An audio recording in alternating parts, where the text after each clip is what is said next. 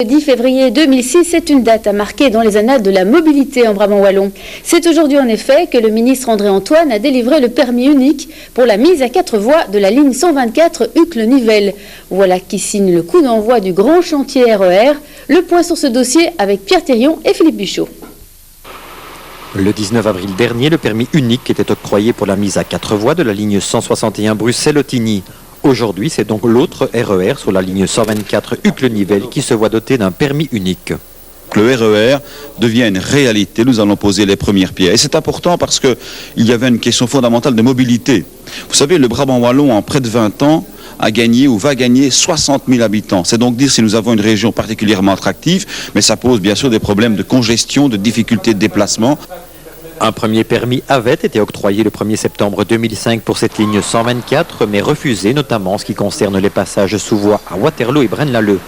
Tout est donc rentré dans l'ordre, même si différents recours sont toujours pendants. Pour Thierry Berthet, le fonctionnaire délégué, c'est la fin du plus gros dossier qu'il ait eu à traiter. On a toujours comme habitude de le ramener à un équivalent à Brie-de-Jardin. Quand vous avez 29 km de ligne, comme j'ai lu ce matin, fois 2, et vous voyez le nombre d'abris de jardin que ça fait. Donc effectivement, c'est un très gros dossier. Aujourd'hui, les feux passent au vert pour les 2 futures lignes RER qui traversent le Brabant wallon. Infrabel, qui gère le réseau ferroviaire belge, va donc pouvoir débuter les travaux. Pour la ligne 161, ce sera en mai, à hauteur de la gare d'Ottigny. Pour la ligne Nivelles-Uccle, il faudra attendre une année. Nous essayons de limiter l'impact de ces travaux. Construire une 3e et 4e voie autour de voies existantes, ça signifie qu'on doit prendre des mesures de sécurité aussi en ce qui concerne le trafic existant.